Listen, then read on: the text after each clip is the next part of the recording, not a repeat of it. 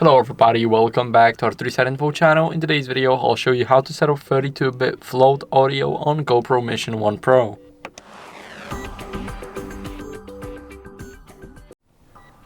So first, what we want to do is we want to swipe down to open up the dashboard. In the dashboard, we want to swipe to the left. Then we want to go and tap on Preferences. Once we are on Preferences, what are we going to do is we're going to go over and scroll a little bit down to Audio and Voice Control. Here we want to swipe down until we see Raw Audio, and we're going to tap on it, select 32-bit float, and as you guys can see, we got it enabled.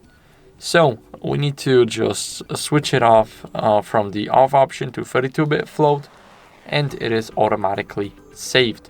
So that's how it works. Thank you for watching. If you enjoyed this video, then make sure to leave a like, subscription, and a comment, and I'll see you in the next one. Bye.